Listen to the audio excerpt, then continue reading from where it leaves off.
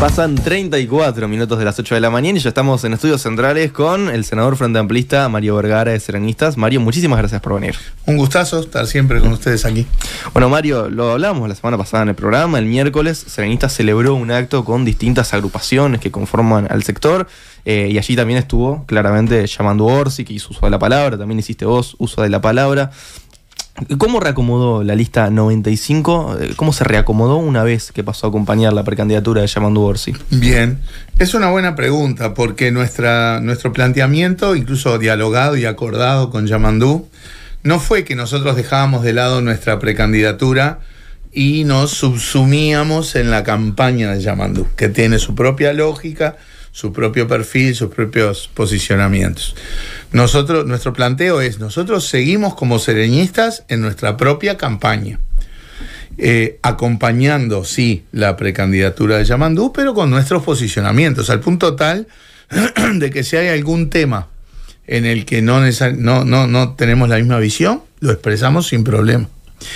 Y eso también es lo que llevó a que la forma de este acompañamiento, lo que le dio soporte a esta decisión, es un acuerdo explícito, un acuerdo que firmamos Yamandu y yo, en donde de alguna manera colocamos temas que a veces son complejos, pero en donde la postura de los sereñistas está, creo yo, bien marcada en cuanto a la necesidad de políticas de Estado en temas como la seguridad, la educación, el combate a la fragmentación social, la necesidad imperiosa de manejar el Estado desde el orden macroeconómico sin confusiones, sin gobiernos en disputa, sin dos equipos económicos. Que ya te hicimos todas las preguntas, ¿te acordás en la entrevista anterior? Que nos decías, ¿por qué me preguntan si hago referencia a eso? ¿Ah, sí? No me acordaba. Sí, es que hemos hablado tanto. Claro, tantas veces.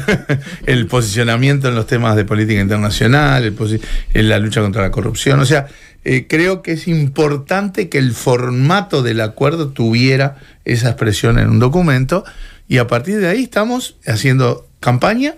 Coincidimos en muchos momentos y en muchos lados con Yamandu, acompañamos en muchas instancias a Yamandu y a su vez seguimos con nuestra campaña saliendo también al interior y dando nuestras posturas. ¿Hay cuestiones justamente en las que no haya coincidencias? Porque decías, si hay algunas en las que no, también lo vamos a decir. Hubo un par de casos. Uno, por ejemplo, fue la postura que tuvimos con respecto al tema de los ingresos por concurso y sorteo a las intendencias, donde nosotros manifestamos una postura muy, muy firme a favor, y Yamandu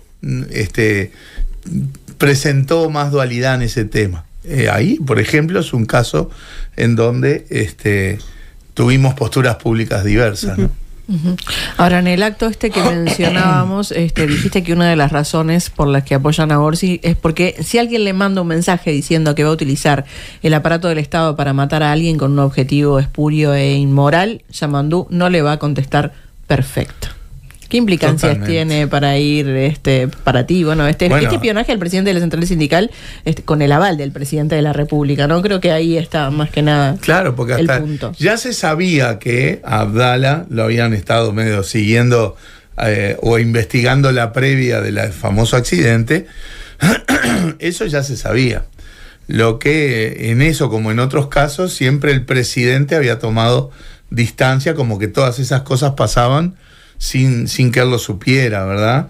Lo de Astesiano, lo de Marcet, lo del pase a saludar, o sea, todo como que todo pasa y el presidente no se entera. Bueno, ahora apareció este chat que confirma que él estaba informado de que Astesiano estaba pergeñando, vaya a saber por orden de quién, no importa, pero lo importante es que él estaba informado que se estaba pergeñando algo que implicaba eso, la utilización, porque eso es lo grave, la utilización del aparato del Estado, de los servicios del Estado, con objetivos que no son del Estado, que era armar una operación para matar al presidente del PCNT, matar en el sentido no literal, ¿verdad? En el sentido político en última instancia. Por lo tanto, yo creo que hay una diferencia fundamental.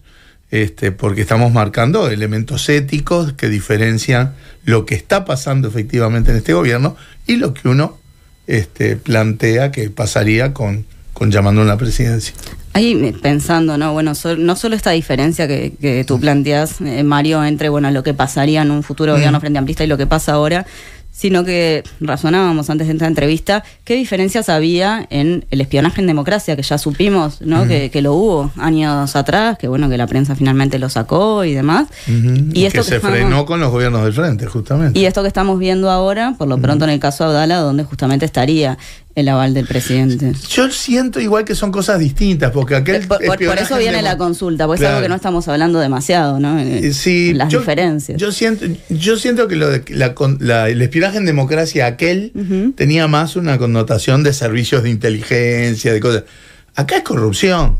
Acá nos espiaron a Charles y a mí por plata para encontrarnos trapitos sucios y chantajearnos para que sacáramos la denuncia del puerto. Acá se espiaba a la esposa del presidente o se utilizaban el aparato del Estado para espiar a la esposa del presidente porque el presidente quería saber determinada cosa. Acá se hizo para con objetivos explícitos, algunos con intencionalidad política, otros directamente por plata. Me parece que las dos cosas son graves, porque se está utilizando el aparato del Estado para fines que no corresponden, que son espurios y a veces inmorales, pero son de naturaleza diferente. Con un objetivo distinto, por lo pronto, por lo que decís. Sí. Yendo a otros temas, Mario, la semana pasada la precandidata nacionalista Laura Raffo presentó 5 medidas para bajar el costo de vida de los uruguayos. Entre estas medidas estaba fortalecer la libre competencia.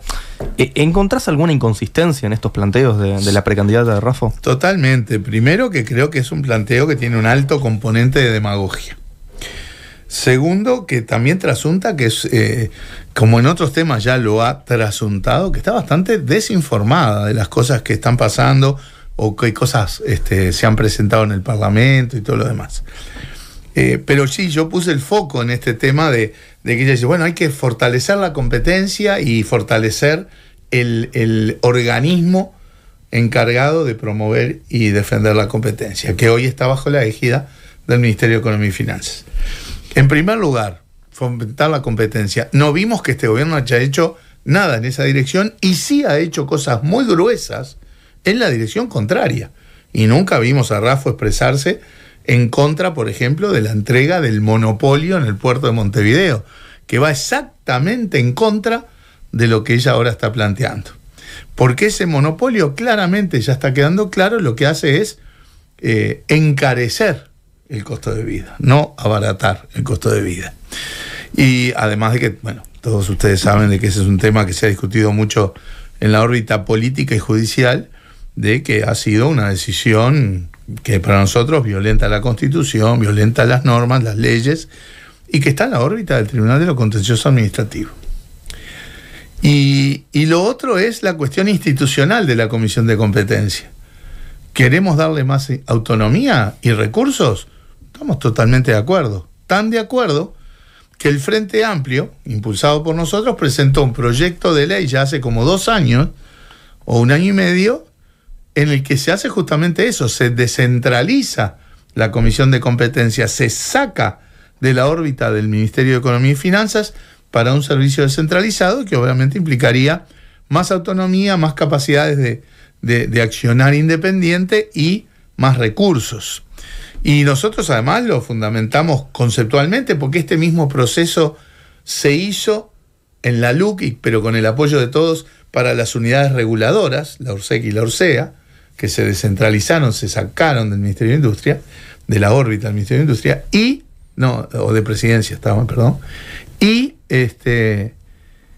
además porque justamente todo vuelve al tema del puerto, porque en 2 ocasiones hubo una interferencia política en la Comisión de Competencia sobre informes que tenían que ver con el monopolio del puerto. Entonces la descentralización también previene de ese tipo de interferencias políticas. Así que comparto esa propuesta de Raffo. Ahora ella debe enterarse que si es así, ya hay un proyecto en el Parlamento que su partido y los partidos de la coalición apoyen ese proyecto y se resuelve en un ratito.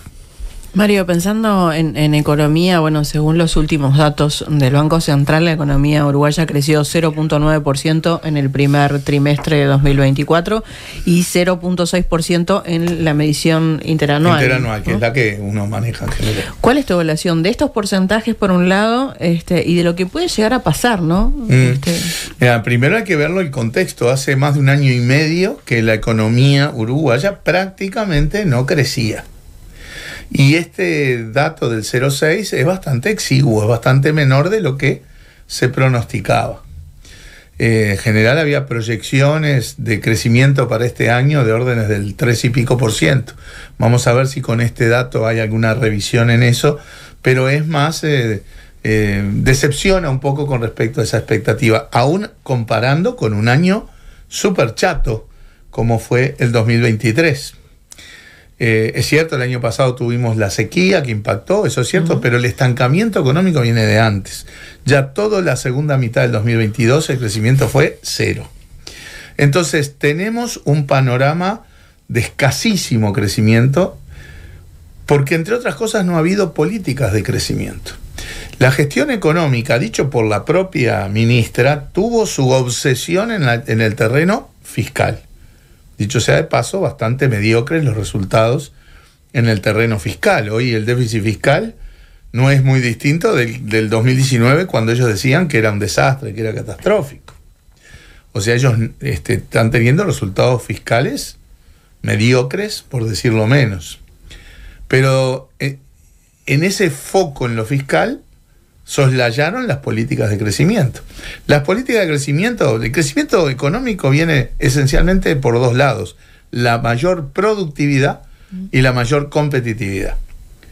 En la productividad lo que importa es el impulso a la ciencia, la tecnología, la innovación, la recapacitación de trabajadores en este mundo tan cambiante que tenemos. Bueno, pues el gobierno no ha tenido políticas allí, al contrario, se usó a la ciencia a la hora de la pandemia, cosa que estuvo bien, pero después pasó a la bolsa de los que se le retasearon recursos.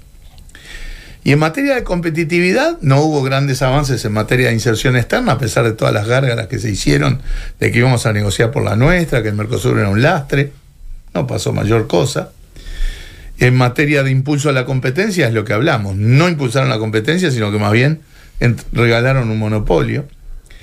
Y después está el factor que hoy más está pegando contra la competitividad, que es el enorme atraso cambiario, el valor del dólar por el sótano, que hoy es reclamo de todas las gremiales de este país: agropecuaria, industrial, de servicio, de turismo, del sector inmobiliario, de la exportación. Por lo tanto, no es de extrañar que ante la ausencia de políticas los resultados de crecimiento sean también mediocres. ¿Podría haber sido muy distinto desarrollando estas políticas? Y yo creo que sí, yo creo que sí. O sea, yo creo que obviamente siempre nos condiciona la situación externa. De hecho, el primer semestre del 2022 hubo crecimiento fuerte por condiciones externas. Unos precios de nuestros productos que estaban en las nubes y mucha buenas cosechas, buena oferta. Por eso, a eso voy, porque el gobierno suele marcar, ¿no?, las distintas crisis por las que dices que pasó, ¿no? Bueno, sequía, pandemia, y además están los factores internacionales. Entonces, claro, pero por ejemplo, no estamos en una circunstancia internacional que uno pueda decir los precios se desplomaron. Los precios volaban en 2022. A partir en la segunda mitad del 2022 volvieron a niveles más o menos históricos. O sea, no hubo un desplome de precios. Yo creo que sí, que podía haber habido resultados y perspectivas diferentes, porque si hay un impulso a la innovación, a la incorporación tecnológica, a la recapacitación de los trabajadores, en un marco más competitivo en el terreno cambiario, que no es el único factor de competitividad, por supuesto que no, pero cuando el desalineamiento es tan grande, el impacto de lo cambiario es fuerte. Sí, yo creo que tendríamos un panorama de mayor crecimiento. Otro de los datos de los que se habla en este gobierno es lo que tiene que ver con la inflación, ¿no? Por ejemplo, si vamos mismo al spot de Álvaro Delgado, y que fue denunciado por el Frente Amplio, así destaca que la inflación bajó casi a la mitad si se compara con cómo estaba al comienzo de este gobierno. ¿Eso es algo que hay que reconocerle a esta administración, la baja de la inflación? En parte sí. En esta etapa están estos niveles de órdenes del 4%, también tuvimos niveles de 10, 11%, porque ahí hay vaivenes que van más allá de la política económica, monetaria, ¿no? Pero también hay que decir varias cosas. La presión sobre los precios es una cuando hay una economía creciendo y otra cuando hay una economía estancada. En el último año y medio o más tenemos una economía estancada. Por lo tanto, la presión al alza de los precios es mucho menor. El año pasado eso se profundizaba porque mucha gente iba a comprar Argentina. Entonces, del lado de la demanda, del consumo, la presión al alza de los precios es bastante menor. Por otro lado está el atraso cambiario. Si los propios informes del Banco Central te dicen que el dólar está desalineado a la baja en órdenes de 13-15%. Si el dólar estuviera aproximadamente en órdenes como el Banco Central considera, el propio Banco Central consideraría un nivel de fundamentos, ¿no? Eso implicaría que tendríamos una inflación yo creo que al menos de 2 puntos más, o sea, órdenes del 6%. Yo creo que la sociedad uruguaya ha aprendido a vivir con inflaciones de estos niveles, ¿no? De 4, 6, 8%. Nadie cambia sus decisiones económicas si la inflación está en esos rangos. Pero bien, ¿está más baja? Bien. Pero vuelvo a decir, porque la economía está fría y porque hay un desalineamiento cambiario enorme. No creo que sea fruto del manejo de la tasa de interés del Banco Central, que creo que siempre lo dijimos, ahí en eso resistimos archivo de cuando estábamos en el Banco Central, que tiene poco y nada de incidencia en todo este proceso. Por lo tanto, bien, que la inflación baja bien, pero tiene un componente artificial y además es reflejo de una economía que está muy fría. O sea, podría volver a subir en un gobierno del FA considerando que estas cuestiones podrían cambiar.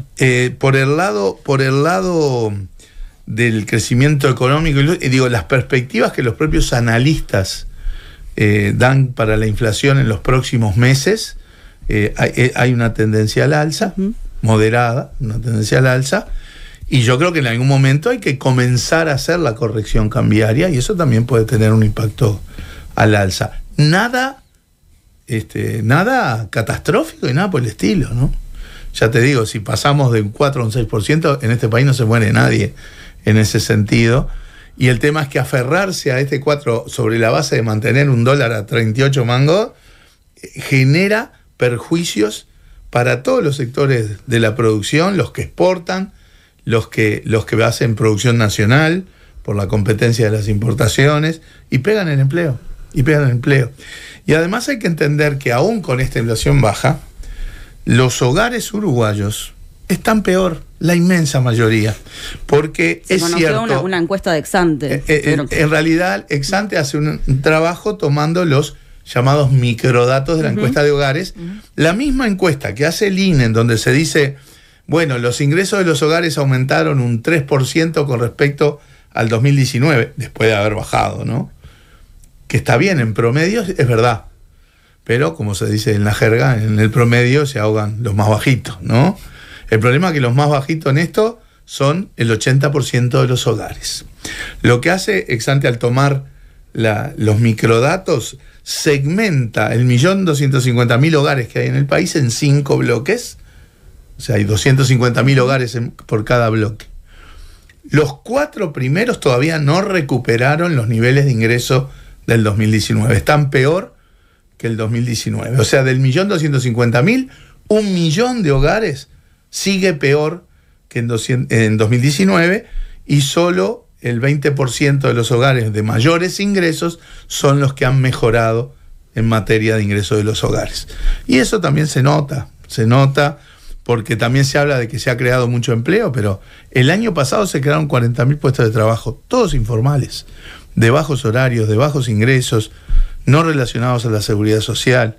Y bueno, ¿hay más empleo? Sí, hay más empleo, no de la calidad que debiera tener. Ahora, o sea que según el estudio se favoreció solamente a un porcentaje, ¿no? de la sociedad, que es el que tiene más ingresos, pero no ocurrió el derrame esperado.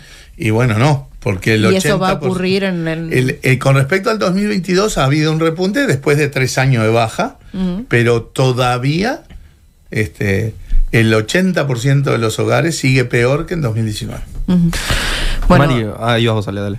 No, que en esta campaña, ¿no? Como en otras, se ha puesto el foco más que nada en economía, más que nada en seguridad, pero hay otros temas, ¿no? Que son parte de la gestión de un próximo gobierno. ¿Qué temas crees que son importantes y que están siendo ignorados en este momento en el debate electoral? Bueno, es que yo creo que se está ignorando bastante los focos que la gente te dice que son sus principales angustias, sus principales preocupaciones, que son seguridad y empleo.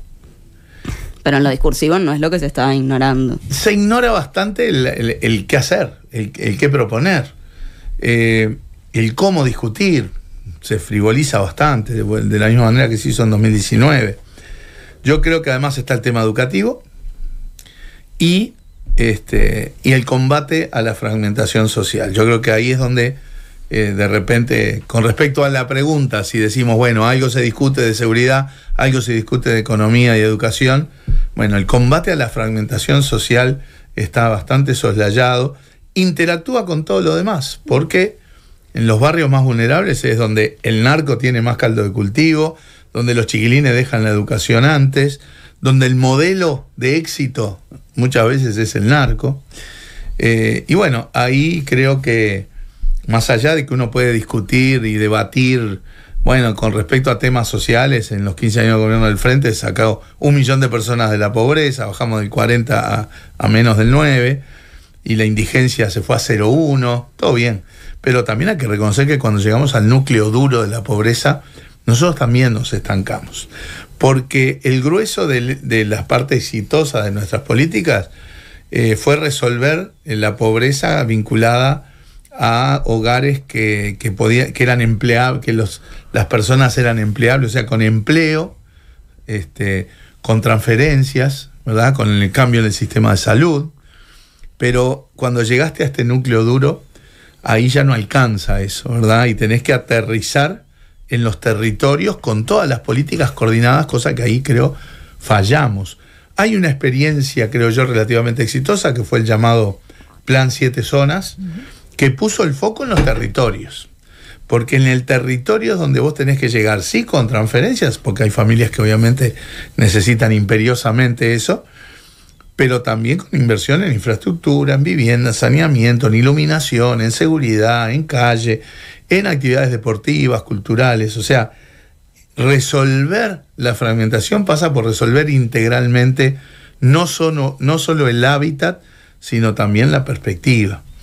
Ese es un debe de nuestros gobiernos que creo que debemos abordar para el próximo gobierno de esta otra forma, con algunos elementos inmediatamente, como hemos planteado más de una oportunidad, un shock en materia del Sistema Nacional de Cuidados, que son cuidados y que es desarrollo humano, ¿no? Que focaliza en niños, niñas. Hoy tenemos 1 de cada 5 niños y niñas viviendo en la pobreza, en adultos mayores, en personas en situación de discapacidad, y también en el impacto claro que eso tiene en clave de género, porque todos sabemos que quienes cuidan niños, niñas, adultos mayores, personas en situación de discapacidad son primordialmente las mujeres, y el sistema de cuidado les libera tiempo para insertarse mejor en el mundo del trabajo, para dispersarse, para el entretenimiento, para el descanso, para lo que quieran, ¿verdad? ¿Por qué se dejó a un lado el Plan 7 Zonas, Mario?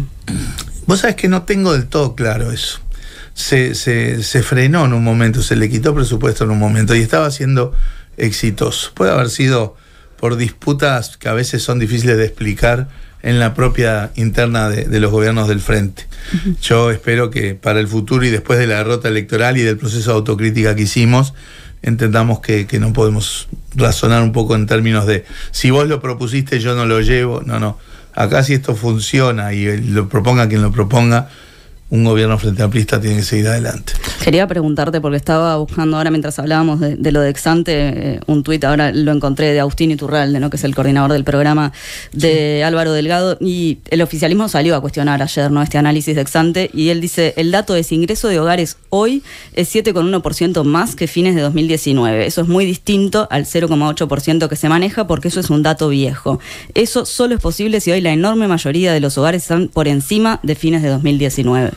Que es una cosa muy distinta, ¿no? Lo de la mayoría de los hogares. Yo tengo lo que yo leí, que no leí el informe en profundidad, pero lo que yo leí es que Exante tomó la encuesta de hogares del INE del 2023. Es el cierre anual, que es lo que es comparable. Yo no sé bien a qué se refiere Iturralde, capaz que hay datos. O sea, esta idea de que la enorme mayoría de los uruguayos están mejor que 2019, no. Y de lo que surge del estudio de Exante, con los microdatos de la encuesta de hogares del INE, no. Es el 80% está peor, el 20% está mejor. Mario, recién te preguntábamos sobre los temas que quedan por fuera, ¿no?, de la discusión en medio de la campaña electoral. Uno de los temas que podríamos decir que también queda por fuera es la política exterior, que es un tema central para serenistas. Sí. En caso de que el Frente Amplio llegue al gobierno, va a tener que convivir dentro del Mercosur con dos figuras y dos gobiernos muy disímiles, ¿no? Como es Brasil con Lula al frente y Argentina con Javier Milei al frente. ¿Cómo crees que tiene que ser el diálogo y qué posibilidades crees que hay de generar acuerdos? Y está difícil porque son perspectivas muy diferentes. Siempre tiene que haber diálogo y siempre tenemos que manejarnos con las flexibilidades del caso. Es un desafío. Obviamente Milei tiene una visión que por momentos asusta. Fíjate que fue la calle Pou Argentina, y lo que será Milei, que la calle Pou parecía ballista, ¿no?, al lado de Milei. Pero nosotros tenemos que tener la visión de que estamos en el Mercosur y vamos a seguir estando. Tendremos que tratar de negociar la mayor cantidad de cosas que nos sirvan y mirar para el resto del mundo y manejarnos con la flexibilidad que nos permita las situaciones, ¿verdad? Magia no se puede hacer. Uruguay ya tiene una inserción externa en lo comercial importante. Nosotros le exportamos a 150, 160 países. Tiene buena inserción en los mercados financieros, recibe inversiones de decenas de países. O sea, hay una inserción. Ahora, hay cosas para mejorar, ¿verdad? En algunos bloques, como por ejemplo en la Unión Europea o Estados Unidos, lo importante es mejorar el acceso de nuestros productos. Con respecto a China, el acceso es bueno, lo que hay que mejorar es en la baja de los aranceles que se pagan. Bueno, en esto que decís, Estados Unidos, China, ayer veía que en el caso de Argentina, en estos meses, China pasó del primero o segundo lugar, ¿no? Como lugar al que se le exportaba, al cuarto lugar. Claro. El alineamiento, ¿no?, en esto de Estados Unidos, China, pensando también en un posible acuerdo en Mercosur, ¿no?, TLC. Sí, y hay cosas que hay malas noticias en el camino también, ¿no? Cuando Lula se reunió con Macron, el mensaje de Macron fue el acuerdo de Mercosur y Unión Europea. Tendríamos que empezar a negociar todo de nuevo, le dijo. Es un mensaje muy malo y muy fuerte. Estamos en momentos complejos del mundo. Obviamente la disputa geopolítica China-Estados Unidos es compleja, y un país como el Uruguay siempre va a tener que mantener los equilibrios en eso. No nos podemos casar con uno ni pelear con uno, ¿sí? Y son desafíos de la política exterior. Son desafíos de la política exterior. Mario, hace unos minutos hablabas del sistema de cuidados y cómo esto recae, ¿no?, más que nada en las mujeres, ¿no? Y poniendo el foco después de junio, pensando en un plan de gobierno, en un futuro plan de gobierno, ¿pensás, te imaginas algún buque insignia como justamente fue el de sistema de cuidados en el 2014? Sí, a veces un poco más pensado en lo mediático cuando uno habla de un buque insignia. Además, Chamandú en los discursos dice: más que un buque necesitamos una flota, porque son varios los temas que hay que abordar de manera inmediata. Yo creo, como yo planteo, un shock en el Sistema Nacional de Cuidados es de las cosas primordiales y primeras que tiene que abordar un gobierno, porque creo que tenemos muy avanzada, ya es armado el diseño, y lo que hay que hacer es volver a implementar, colocar más recursos y avanzar más rápido de lo que se avanzó en el tercer gobierno del Frente Amplio. Por lo tanto, sí, yo creo que el sistema de cuidados tiene que ser uno. Va a ser uno. Uno, claro. Después hay vuelvo a decir, Yamandú te dice, no, un buque insignia no, es una flota de buques. Hay muchas cosas que tenemos que... Ahora, hay varias cosas que hay que ver para el próximo gobierno. En primer lugar, el panorama fiscal que está dejando este gobierno no es bueno. Y por lo tanto no va a haber... Es como el que tenía el Frente Amplio, ¿no? Es como el que tenía el Frente Amplio, le decías hace un rato, en el último año, claro, es como el del 2019, quizá terminen peor que el 2019. Con lo cual, la holgura fiscal o financiera, sobre todo si no hay crecimiento económico o el crecimiento es muy magro, va a ser muy limitada. Y por lo tanto va a haber que definir prioridades. Porque está bien tener claras las orientaciones, pero... también lo fiscal también condiciona el ritmo al cual avanzás. Ese es un tema. Y el otro tema, que es insoslayable para esto, es ver qué va a pasar con el plebiscito, con la papeleta del tema de la seguridad social, porque evidentemente que si esa papeleta triunfa en la elección, también ahí hay una relocalización gruesa de ¿Puede recursos. condicionar las políticas? Por supuesto, porque si vos rápidamente tenés que volcar 1.500 millones de dólares hacia una política, obviamente vas a tener que tener 1.500 millones de dólares menos para otras políticas. Eso más o menos en lo inmediato. Después en el largo plazo, obviamente también. Pero te quiero decir, es difícil definir ya las prioridades y la magnitud de las cosas, porque nos falta saber cómo va a ser el panorama fiscal dentro de 8 o 10 meses, y nos falta saber el resultado de este plebiscito. Y esto pensando en el día después de las internas, pero pensando y después de la elección nacional. Bien, pero y pensando en la noche misma de las internas, ¿se define esa misma noche, se anuncia esa misma noche la fórmula? Yo espero que sí. Espero que hayamos aprendido las lecciones, ¿verdad? Y espero también, y lo he dicho con total transparencia, que la fórmula la integren los compañeros que han acumulado más capital político en esta etapa, que son Yamandú y Carolina. Los frente amplistas, entiendo yo, vamos a estar definiendo el orden de la fórmula, pero yo creo que es ineludible que Yamandú y Carolina integren la fórmula, porque ahí es quienes más han acumulado capital político, y el Frente Amplio tiene por delante una elección muy reñida, muy peleada. No se puede dar el lujo de desperdiciar ni un gramo de capital político. Y creo que si el que no gana la interna no estuviera en la fórmula, generaría un riesgo incluso para el posible triunfo en la elección nacional. ¿Y dentro del Frente Amplio están todos de acuerdo con esto? No lo sé. Lo que sí está en el Frente Amplio hay una orientación de definir esa misma noche, sí, porque entiendo que hasta la mesa política está citada para esa noche.